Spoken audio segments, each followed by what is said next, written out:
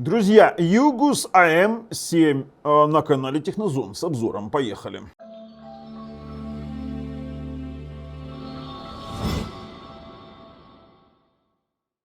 Слушайте, белый, с прозрачной поверхностью, сверху такой слой оргстекла, вроде бы так все симпатично выглядит, до интерфейсов-то расширено у нас получилось. На распаковке более детально скажу, но скажу сразу, что здесь 3 USB 3.0, у нас есть оптический SPDIF, есть у нас разъем AV-out, есть у нас HDMI 2.1, LAN RJ45 на 1000 мегабит, есть еще USB 2.0, вот таким вот OTG разъемом с USB Type-C и разъем питания. Есть вот таких вот две антенны лопатки, и тут как бы все напоминает нам Югус АМ6. У меня здесь, конечно, немножко другие антенны, хотя изначально на Югус АМ6 и на Югус АМ6 Plus и на Югус АМ6B Plus вот такие вот антенны точно так же, как и здесь. Да, в принципе, и по размеру они практически одинаковые, потому что форм-фактор платы тоже абсолютно одинаков. Ребят, но это две разных приставки. Дело в том, что у многих есть споры, что же стоит здесь внутри. Здесь стоит внутри iMlogic S905X4. У нас получается дилемма, что вроде бы, знаете как, ожидали, что это будет продолжение логическое Югус АМ6, но нет, ребята, это отдельная серия приставок. Югус АМ6 отдельно, Югус АМ7 отдельно. Поэтому говорить о том, что Югус АМ7 там мощнее, лучше и все остальное, нет, они совершенно абсолютно разные приставки, и у них абсолютно разное назначение. Но данная приставка имеет тутитуар Wi-Fi, Wi-Fi 6, который показывает неплохие результаты, порядка 350 мегабит, но при этом это, допустим, не гигабит, как все ожидали. Но я вам скажу, так и не должно быть. Дело в том, что у iMlogic есть физическое ограничение, и вы должны, в принципе, производитель должен выбрать, либо влупить туда Wi-Fi под гигабит и оставить USB 2.0, либо оставить Wi-Fi 350 со всеми плюшками Wi-Fi 6 в виде BSS Coloring там, и всех остальных фич для того, чтобы уменьшить задержки этого самого Wi-Fi, но при этом оставить USB 3. USB 3 они здесь натыкали, конечно, знатно. При этом в данной приставке формула памяти 4/32. Это, в принципе, стандарт как бы для ТВ-боксов, это такой золотой середнячок. Традиционно данная приставка имеет автофреймрейт через API от Google и, конечно же, AFR Calc и автофреймрейт присущий для Югус. Также она имеет звуки Dolby True HD, DTS HD Master, Dolby Digital простой, DTS простой.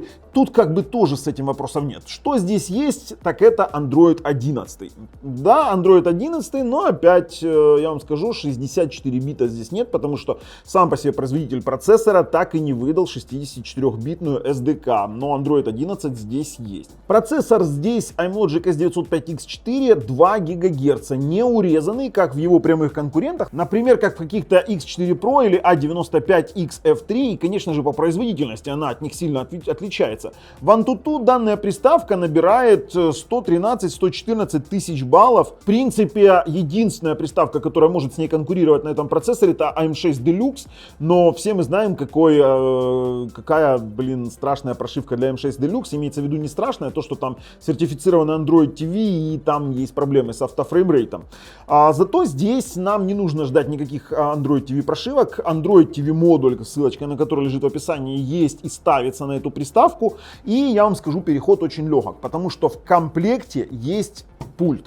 Пульт новый от Югус, это Bluetooth пульт с голосом, с аэромышью, с вот такой вот инфракрасной функцией, то есть он абсолютно отлично работающий, то есть у него есть нормальные материалы, то есть это такой шероховатый пластик, это не глянец, и он мне сильно понравился. Он мне сильно понравился, за пульт отдельное огромное спасибо, то есть в совокупности к вот этому и переходу на Android TV модуль вообще отлично все становится, то есть мы перешли на Android TV модуль, запретили показывать вверху, снизу эти шторки и плюс строку навигации, и все. И у вас полноценный Android TV. Допустим, если сравнивать с Микулкой M6 Deluxe, то я вам скажу, вот это вот будет в разы лучше. Я бы ставил его ему и конкурентам основным. То есть Deluxe, несмотря на то, что он имеет сертификацию, он все равно не имеет сертификации Netflix, у него нет сертификатов Dolby и True HD, там Dolby и DTS для того, чтобы работали, например, EV 5.1.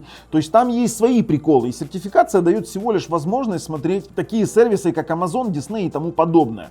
AV1 кодек поддерживается. И получается что? Что тот же Mikulka M6 Deluxe вроде бы норм, тоже LPDDR4, и здесь же LPDDR4, я вам напомню, то есть здесь DDR4 память, и по скоростным характеристикам лучше, но имеет полноценный автофреймрейт, Android 11, имеет расширенные настройки звука, и плюс еще в комплекте пульт, который не морочит мозги, как, например, в том же Mikulka M6 Deluxe, хотя он неплох. А если говорить о том, стоит ли брать AM7 на смену AM6, то я думаю, не стоит, потому что AM6 это, знаете, это мощность, а вот это немножко другая обособленная ветка. Здесь уже AV1 кодек, здесь уже, допустим, в комплекте пульт, здесь более новая операционная система, и в принципе больше они ничем не отличаются, кроме как процессором. Слушайте, ну мы сейчас перейдем на распаковку. Что мы с вами в этом обзоре увидим? Распаковочку, мы с вами его потестируем, мы сделаем тротлинг-тест, она, кстати, абсолютно не греется вообще. Ну и, конечно же, в сегодняшнем обзоре мы разберем этот самый Yugus AM7 и посмотрим, что там у него внутри. Мы с вами потестируем. На игровых возможностях я не буду здесь заострять внимание, потому что мы поиграем, конечно, там в танки с геймпадом, здесь вопросов никаких нет, потому что, наверное, по игровым возможностям придется делать, мы будем делать отдельный выпуск, и там будем рассматривать разные приставки в игровых возможностях, кто во что гораст. Но как позиционировать данную приставку? Данную приставку я позиционирую для тех, кто хочет иметь S905X4, прямо мечтает, это есть. Для тех, кто хочет иметь AV1 кодек и при этом на S905X4 процессоре, это единственная приставка на Android 11, на 905X4 с полноценным автофреймрейтом, с Dolby True HD звуком, с DTS HD Master аудиозвуком. Других приставок на 905X4 процессоре с такими возможностями нет. Вот просто их нет. И вы можете там написать в комментариях все, что угодно, но их нет. При этом я вам скажу, да, высоковата цена. Как по мне, на старте она завышена, но тут решать вам, стоит вам это или нет покупать. При этом могу обозначить сразу, что это для любителей далеко не самого легального контента, потому что, ну, все понимают, какой контент в основном потребляют наши люди. В остальном все, видим все в обзоре. Ссылки на проверенного продавца лежат в описании под видео. И уже мы с вами встречаемся на резюме, понимаем, нужно нам это покупать или нет. А также подписываемся, нажимаем колокольчик, чтобы не пропустить дальнейшие наши самые интересные обзоры. Ну и, конечно же, новые видео про этот Yugus AM7. И видосы про Yugus AM6 еще у нас планируются, потому что он все-таки обновился. Да ладно, слушайте, поехали уже с вами смотреть. А вообще, слушайте, а вы знаете, что если вы еще подпишетесь, то вы же можете поучаствовать в розыгрыше ценных призов, подарков. В частности, розыгрыше RTX 2060, да там еще и пару Yugus AM7. Вот так вот вам такая информация неплохая прилетела. Так что участвуем, а мы переходим. Эх, AM7, долгожданная коробочка, долгожданная и главное, красивая зараза. Смотрите, давайте пока мы отложим это все действие. Во-первых, смотрите, она из пластика, здесь у нас сверху оргстекло, это не пластик, это оргстекло. Теперь давайте сразу снизу посмотрим, есть кнопка Reset, есть апдейт, диффузоры охлаждения. Здесь есть крепление для антенн, кнопка питания. И поехали по бокам. HDMI, LAN RJ45, USB 2.0, OTG Type-C, разъем 5 вольт, DC 5 вольт. А здесь у нас аудио-видео out, SPDIF и 3 USB 3.0. Да ладно, 3 USB 3.0. Ничего себе, слушайте. Вообще очень круто. Давайте посмотрим, что в коробке. Блок питания. Блок питания беленький, зачетный. Тоже, слушайте, вообще дизайн прикольный. 5 вольт, 3 ампера, 15 ватт. Оф, крайне неплохо. Yugus пульт. Он такой, кстати, прикольный. С голосом. Очень легкий, очень удобный. Неплохой пластик. Не скрипучий. Сразу говорю, не скрипучий. Хотя белый пульт это, конечно, немножко наказание. Теперь 2 антенны лопатки, как у Yugus AM6. Да неплохо, должен ломать стены с Wi-Fi. Да нет, на самом деле здесь MUM-AMO, MUMIMO так называемый, и будет очень неплохо. Давайте так вот сделаем, это уже приобретает совсем другую форму. И вуаля, тадам, у нас HDMI кабель белый. Класс, ладно. Друзья, для начала мы видим, конечно же, чистый Android. Обязательно попробуем установить Android TV модуль, интересно, все-таки заработает. Ну, так уж получилось, что пришлось, не дожидаясь сделать на первой прошивке, не дожидаясь уже остальные фишки, будем рассматривать как есть. Для всех очень интересен вопрос, что же там внутри. Это действительно больная тема была. Ну, давайте посмотрим. Тип устройства ТВ, производитель Югус, модель AM7, AM-Logic 4 на 32 в данном случае, доступно 17.3, потому что я там уже загрузил кучу игр и программ. Подключен у меня еще жесткий диск. Хотя здесь пишет версия Bluetooth 4+, на самом деле здесь конкретно Bluetooth 5.0. Центральный процессор это Cortex A55 905X4 по 2 ГГц, 4 ядра, и это 64-битный процессор, который работает в 32-битном режиме, и многие ожидали, что будет с Android 11 4 бит. А вы сейчас спросите, Android 11? Да, здесь Android 11. Давайте посмотрим. За отображение отвечает все тот же Mali G31. Сеть у нас Wi-Fi 6. Скорость коннекта сейчас 960 мегабит. Теперь ищем, что у нас там. Android. Версия Android 11. Уровень IP30. Что у нас еще, кстати, версия ядра Югус. Тут все в принципе в порядке. Температура. Температура в крайне низкая, он вообще не греется, то есть получить здесь хотя бы какого-то нагрева у меня так и не получилось. И из кодеков мы должны с вами проверить AV1, это тот кодек, из-за которого все сходят с ума. Вот он есть, аппаратный декодер. Тогда придется еще и проверять AV1 декодирование. Сразу же рассмотрим тесты сетевой производительности. Раз уж они там попали к нам под руку, и это 350 мегабит на загрузку. Многие из вас могут спросить, Wi-Fi 6 почему так мало? Потому что в AM-Logic чипах есть вот такая вот вилка интересная. И с такой ситуацией столкнулись и Микулка M6 Deluxe, и все остальные, которые имеют чип Wi-Fi 6, о том, что ты должен выбрать, либо у тебя USB 3 и Wi-Fi вот до 400 мегабит, либо у тебя USB 2 и Wi-Fi там до 960 мегабит.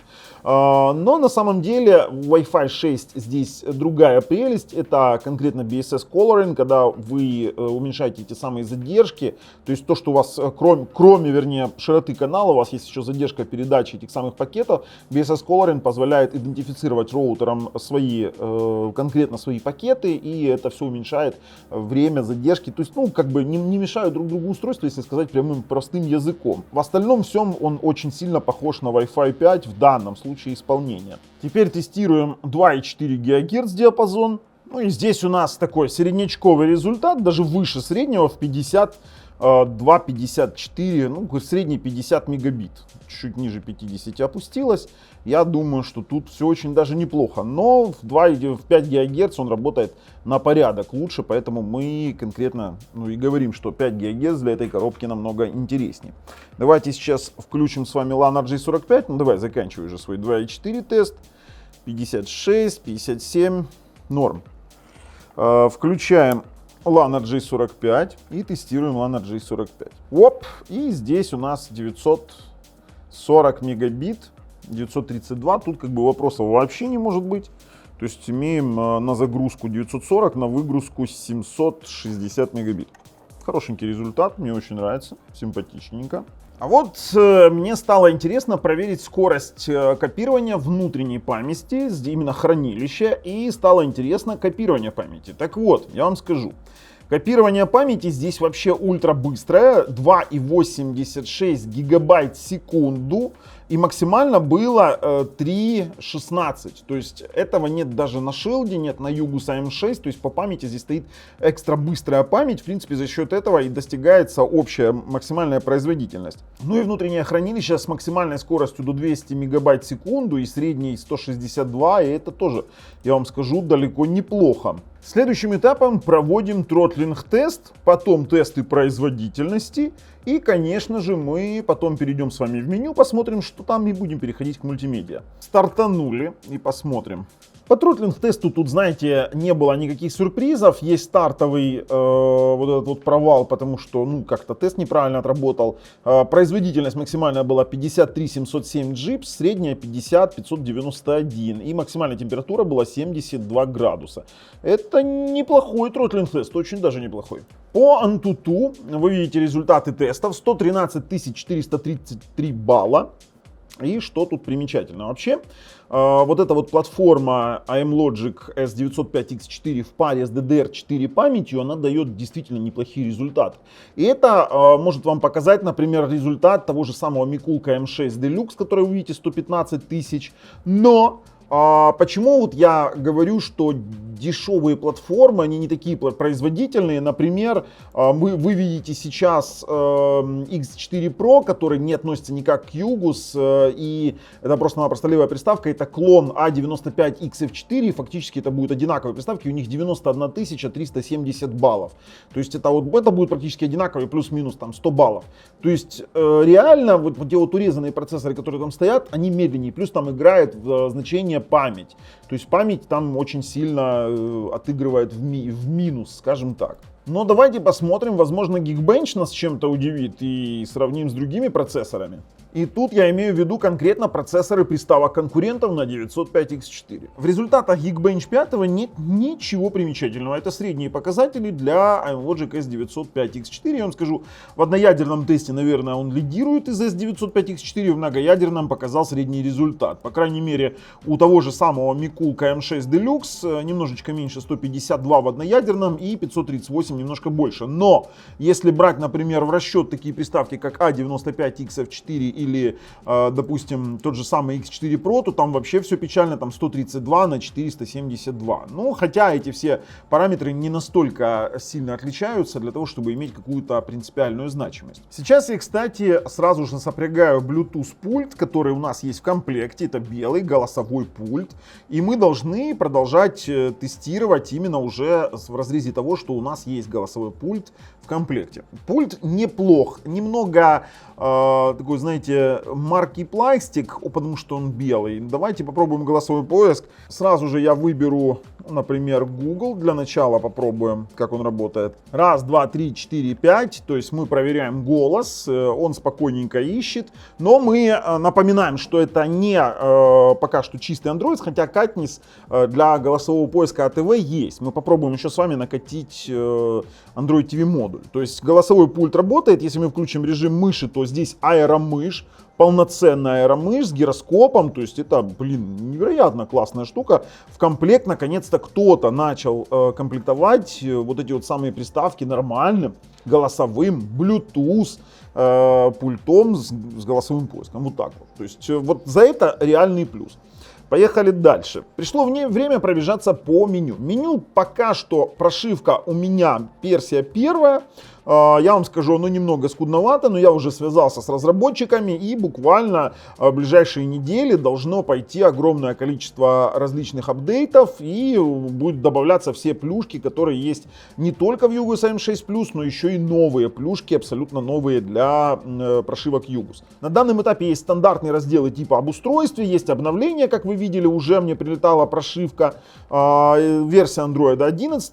Из нестандартных пошли входы и выходы. HDMI ЦИК работает, то есть у нас есть и управление громкостью, выключать ТВ и ЦИК управления. То есть абсолютно правильно работающий ЦИК. Есть у нас менеджер кнопок для того, чтобы вы могли обучать сторонние пульты, хотя обучать сторонние пульты в данном случае я не вижу смысла, потому что мы напомним, какой пульт здесь есть.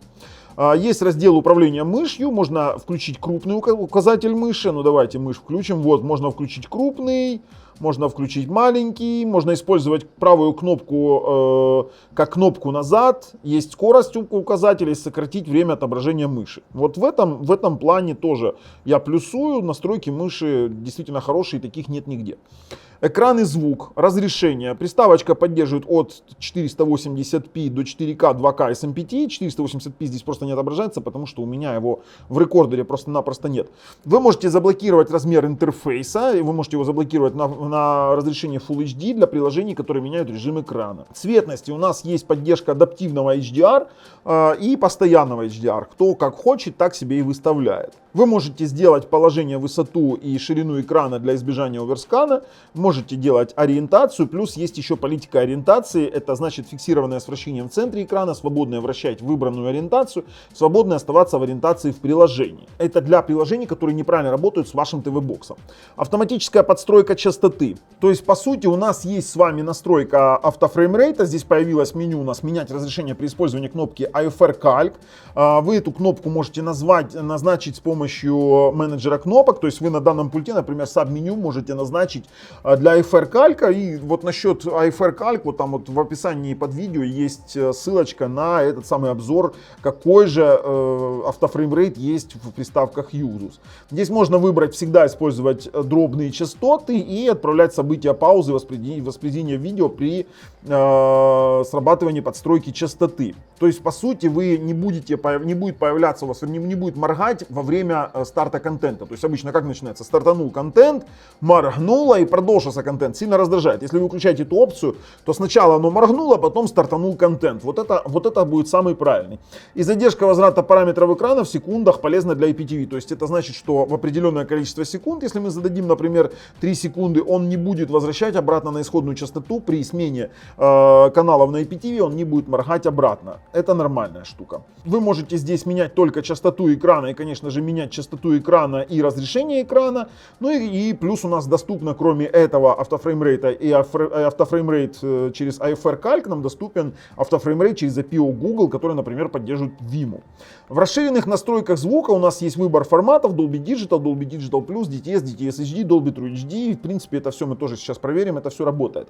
Расширенные настройки звука тоже должны появиться немножечко попозже. Панели интерфейс. Есть системные панели, показывать статусную панель, показывать навигационную, то есть мы это все можем убирать. Мы пока это просто-напросто держим. Разрешить вытягивание панелей. Окно недавних приложений. Ну, это само собой вот эта штука по дабл нажатию на домик. Вот эта вот штука тоже настраивается. Информационная панель. Ну, давайте включим температуру центрального процессора, частоту, загрузку памяти. Так, ну и все, и больше ничего пока не будем. Мы все это дело включили, пускай нам эта температура, видели температуру 47 градусов почему-то вообще, это вообще незаконно. Главный экран мы можем выбрать, допустим, лончер. И приложение голосового ввода можем выбрать или Katniss, или... А вот, кстати, можем выбрать сейчас Katniss и проверить Katniss. Давайте сейчас, так, при использовании приложения, давайте нажимаем «Самый лучший фильм». Я продиктовал, нажимаем «Самый лучший фильм». Это немножечко неправильно, но он начал поиск. Так как он, видите, на старте не показывает как надо, из-за того, что у меня очень много устройств подвязано к аккаунту, то если у вас такая проблема возникает при голосовом поиске, то что он работает, это факт.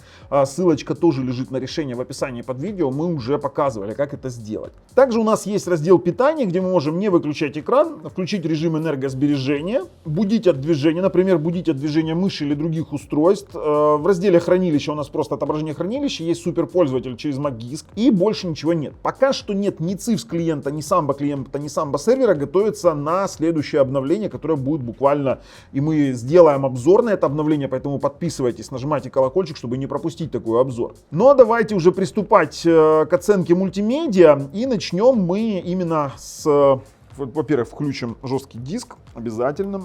Заходим на жесткий диск и поехали по тестовым файлам Dolby, DTS и тому подобного. Давайте Dolby Digital Plus. Будем в стоковом плеере проверять. Так, на ресивере Dolby Digital Plus появился. У нас есть поддержка. Это хорошо. Dolby True HD. Давайте смотрим. Чтобы вы понимали, все работает в режиме pass-through. Dolby True HD тоже появился, поэтому Dolby True HD работает. DTS 5.1 ядро. А ну-ка смотрим. DTS 5.1 ядро заработал. Oh yes. И DTS HD Master Audio.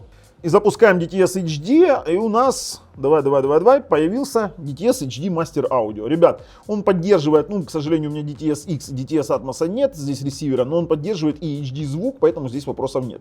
По любым тестовым роликам он воспроизводит абсолютно без проблем, как в режиме HDR, так и без режима HDR. То есть здесь у нас все отлично отрабатывает. Само собой, никакой поддержки Dolby Vision здесь нет. Так, попробуем еще какие-нибудь тестовые ролики, а возможности просмотра тяжелых фильмов будем уже потом тестировать в онлайн режиме, скажем так. Так, что у нас тут еще есть из тестовых роликов? Есть у нас вот от Sony неплохой тестовый ролик, кстати, тоже в HDR. О, обожаю, когда так самолеты снимают. Нет, тут все отлично. По поводу тестовых роликов мы сейчас пробуем с NAS сервера проиграть. Сейчас мы чуть перемотаем. Мы пробуем с NAS сервера проиграть один из моих тестовых роликов, чтобы вы понимали, здесь 100 Mbps. Этот ролик снимал я, это моя съемка с дрона 4К, 10 бит, HDR, то есть и мы это проигрываем сейчас из сети через VLC плеер, то есть для меня это тоже немаловажный тест, именно способность воспроизводить такие тяжелые, ну, можем попробовать Interstellar на 89 гигов проиграть, тоже допустим, с NAS сервера, который абсолютно беспроблемно пошел, да, то есть мы спокойненько можем наслаждаться просмотром. Давайте перемотаем, попробуем куда-нибудь подальше. Так, перемотка, вот на 9 минут 11 секунд. И 89-гигабайтный фильм через нас сервер из сети мы спокойно смотрим. То есть с этим вопросов нет. Само собой, с жесткого диска мы тоже можем все детально посмотреть без проблем. По YouTube, вы вообще видели вот эту вот температуру в 59 градусов?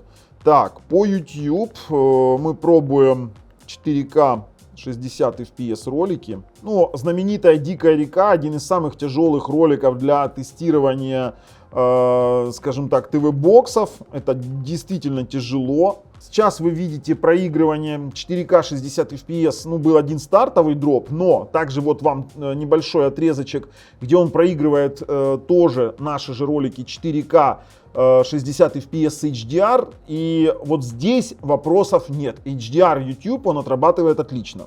Давайте попробуем AV1 кодек. Обязательно, все-таки это у нас 905X4 процессор. Давайте мои ролики.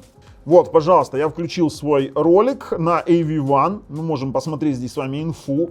Это AV1 кодек, и он спокойно его проигрывает. То есть вопросов того, что здесь есть поддержка аппаратная AV1 кодека, нет. То есть мы можем даже скрыть системную панель. Все отлично работает. Вот действительно, все хорошо работает. Хорошо, с YouTube закончили. По YouTube вопросов нет. Сейчас многие могут оперировать тем, что вот в нем нет никаких лицензий, сертификатов, и вы будете абсолютно правы. Если мы откроем с вами DRM-инфо, то мы увидим, что здесь L3, конечно же, здесь нет HDCP, и вот многие спросят, а что же тогда тут делать со стриминговыми сервисами? Да ничего, данные боксы не позиционируются как стрим-сервис. Здесь вы можете поднять максимум HD Netflix, здесь вы можете... Не, Мегуго вы здесь посмотреть сможете, и Иви без 5.1 звука, но здесь упор сделан на другое. Здесь вы можете смотреть без ограничения, ну, само собой, вы понимаете, что. По поводу 4К видео, 4К каналов IPTV, давайте пробовать с вами 4К каналы. Ну, здесь вообще вопросов нет. То есть, как бы смотрим, как они переключаются. Он отлично работает с такими сетевыми модулями, с 4К каналами и декодированием, и с переключением. Слушайте, а какая температура у нас при проигрывании 4К каналов? 63-64 градуса. То есть вдумайтесь, вот он бокс, вот он. С ним никто ничего не делает, он просто лежит 63-64 градуса. По IPTV у меня вопросов нет. Пришло время попробовать проиграть фильмы с помощью TorServe. Будем использовать TorServe Matrix со стандартными настройками, и перед тем сходим в Vimeo Media Player и посмотрим, что у нас есть поддержка автофреймрейт через API от Google, есть все поддерживаемые, ну, по крайней мере, моим рекордером частоты для переключения, то есть даже дробные. Давайте попробуем проиграть действительно тяжелый торрент. О, обновление прилетело, да ладно. 77-е. Не путайте, обновление для NUM, не для M7. Что у нас тут в 4К фильмах есть? Последнее. Ой, Форсаж, такое гадкое нечто. Не очень хочется такое смотреть. Мстители финал. Я думаю, что там раздающих уже не будет. Давайте посмотрим, что у нас есть из раздач. Да, с раздающими тяжело, и только маленькие... О, 65 гигов. А что, давайте 65 гигов, я думаю, по DHT сейчас еще чего-то вытянет. Сейчас мы просмотрим 65 гигов, вообще не вопрос. У нас должен включиться HDR, у нас должен быть Dolby Digital звук, потому что в этой раздаче это все есть. Скорость... Увидели 29 мегабайт в секунду. И все пошло проигрываться. При этом абсолютно без каких-либо проблем. Огромный торрент. Действительно огромный. И у нас как бы вопросов нет. Мы можем даже его помотать, попробовать. Давайте куда-нибудь на середину. Вот мотаем. Ну давайте на 1/3. Давай, ждем. Все перемоталось. То есть он спокойно. Давайте посмотрим 4К торрент С какой температурой? 68 градусов. Ребята, 68 градусов. Он проигрывает тяжелый торрент, абсолютно тяжелый. То есть у меня здесь, ну, по мультимедиа у нас стандартный набор мультимедиа, который просто работает. Вот просто работает. А что у нас по игровым возможностям? Давайте посмотрим. Если брать 3D Mark, то... Давайте, 3D Mark, грузись. Если брать результаты 3D Mark теста, то в Ice Storm Extreme он набрал 5800 баллов, Ice Storm Unlimited 10462, 383 в слингшоте и 606 в слингшоте, вернее 383 в Extreme слингшоте и в простом слингшоте 606. Это тоже абсолютно средние баллы для, допустим, 905X4 на DDR4. Именно на DDR4, на DDR3 там все намного хуже. Так, по игровым возможностям сейчас мы подключим геймпад наш, геймсирчик, и попробуем поиграть в нечто такое типа танчиков. Ну, танки — это просто-напросто показатель мощности в том плане, что танки используют и процессорную мощность, и графическую составляющую, и тестировать на нем само удовольствие. Ну что, стартуем в бой, посмотрим, что у нас покажет температура в танках. Еще, может быть, в Asphalt 9 сыграем, не знаю. Но я уже, в принципе, готов проходить резюмировать. Но мы должны еще с вами закончить одно дело. Мы должны его установить, АТВ-модуль, и разобрать. Вот хочется очень сильно разобрать и посмотреть, что там внутри. Так, 50-60 кадров на текущий момент. Это средние, ну, 55-58, это средне-низкие настройки. Слушайте, ну, работает, играет. У меня как бы вопросов и претензий нет. Давайте посмотрим. Температуру вытянем. 73 было в танках. Ну давайте чуть поиграем. Оу, куда ж ты? Бам! Есть контакт. И меня там что-то проредили. Давайте. Давай. Пам! Двигатель сломан. Давайте. Есть. Ну как вы так без меня? Что-то я не туда заехал. Слушайте, но действительно это работает. И нормально работает. То есть для текущей конфигурации это все еще и неплохо. Все куда? Где он делся? Где? Вот. Пух! Есть гусеница критическое попадание. Давай еще разочек, сейчас мы тебя. Пам! Блин, и промазали. Акела промахнулся, ну да ладно. Слушайте, нам надо было проверить, насколько они работают. Вообще очень все плавненько. Очень плавненько. Будем сейчас выходить из танчиков. Ух ты, там КВ-2 спрятался, а. Бах! Сейчас меня будут сливать, пока он там перезаряжается. Мы успеем его чуть приподбить. Рикошет. Пух, рикошет. Да что это за непробиваемая штука. Все, его слили. Слушайте, я готов выходить уже. Игры мы, честно говоря, не очень нас интересуют больше. Мы танки попробовали, ладно. В другой как-нибудь раз покажем игровые возможности различных ТВ-боксов, наверное, посравниваем даже. Есть такая мысль. Меня интересует Android TV модуль. Давайте мы сейчас попробуем все-таки с Android TV модулем поработать. Так, мы сейчас уже в Magisk пробуем, вернее в Magisk пробуем установить Android TV модуль, о котором я раньше уже говорил. Выберем файлы. Пошло копирование во временную директорию. Ждем. Видите, оно копирует. И пошла установка Android TV. Ну, ждем. Вообще старый Android TV модуль от Циника. И огромный ему привет и спасибо за него, скажем так. Так, пробуем перезагрузить, посмотрим, что получится. С учетом того, что у нас есть базовый пульт с Bluetooth и голосом, то это вообще будет, по-моему, нормальный вариант. Пошла загрузка. Интересно. Оу, друзья, модуль-то стал. Ссылочку для M7 модуля разместил в описании под видео. Слушайте, ну, я в принципе единственное могу сказать, что ставил его на чистую. То есть я запустил установку и пришлось его полностью взять и сделать сброс системы, и только после того он у меня стал. То есть ставить его можно будет на чистую систему. Так что у меня модуль стоит нормально.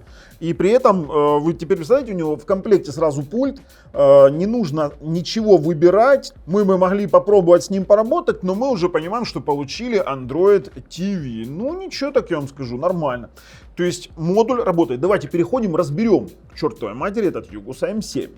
Так, ну что, пришло время разобрать. Сразу после тестов отвернем антенны, однозначно. Они нам здесь будут только мешать, эти самые антенки. Видели, пластиковый какой. Он вообще не горячий, слушайте. Неужели так победили неплохо, а? Винты у нас находятся под ножками, которые клеются. Вот так вот они выглядят. Сейчас подберем отверточку. О, отлично. Раз, два,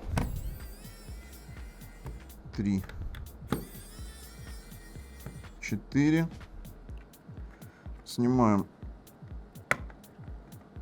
верхнюю крышку. Ух ты! Интересное кино. Так, поехали дальше снимать. Нам надо заглянуть поглубже. Так, сняли все винты. И вот что мы имеем. Смотрите. Радиатор. Зачет. Плата неплоха. Что это у нас? Это у нас кнопка включения. Есть батарейка. Нормально, слушайте, нормальный такой радиаторчик стоит. При этом он, видите, как заходит на компоненты памяти, то есть на память, и поэтому вот в принципе этим обусловлено то, что у него нет нагрева. Здесь слетело крепление, это не страшно. Все-таки разбираем. Сетевой модуль AP6275, девятка, по-моему, в конце. Ну, надо приблизить. Приближаем. Ага. О, увидели? Увидели сетевой модуль? Пожалуйста. Модули памяти, чипы памяти. Так, тоже можете рассмотреть. Сейчас для всех специально делаю такую крупную съемку. Теперь давайте с вами посмотрим насчет всех компонентов. Блин, сейчас пытаюсь так подлезть, чтобы было видно маркировки, а вы там уже высматриваете, чего хотите. И вот вам еще, блин, как же сделать так, чтобы было видно-то? О, ну, словил. Вроде как словил, норм. Ну, сделал специально для вас. Смотрите, какое интересное решение. Дело в том, что крепится на защелках наш радиатор. Это очень хорошо. То есть мы можем в теории его снять. Так, радиатор мы один скинули. Можем отодвинуть, посмотреть. Радиатор через термоинтерфейс сделан. И здесь у нас S905X4. Больше у нас интересного для вас ничего нет. Вот все модули могу показать. Все микросхемы. Блин, как же их словить, так чтобы красиво было. Все, будем, короче, собирать, ребят. И будем уже проходить и резюмировать данный ТВ-бокс. Так, все собрали, обратно радиатор приделали. Все отлично, все собираем. А вы ждите уже резюме. Резюме. Вы видели резюме, вы видели разборку данного ТВ-бокса. И знаете, что я вам скажу? Если вы хотите что-то новое на 905X4 процессоре с полноценным автофреймрейтом, либо с чистым андроидом, либо с автофреймрейтом, либо с Android TV модулем, либо еще с какими-то DTS HD Master Audio и True HD, то это единственная приставка, которая это может. Альтернатив по возможностям на 905X4 нет. Просто их нет. Покупать или не покупать, решать вам. Поэтому, ребят, мы показали как есть. Мы будем следить за развитием этого Yugus AM7. Обязательно будем выпускать дополнительные ролики. Ну а если вам нравится то, что мы делаем, ставим пальцы вверх. Если нет, пальцы вниз. Обязательно подписываемся. С вами был Бабл на канале Технозон. Пока.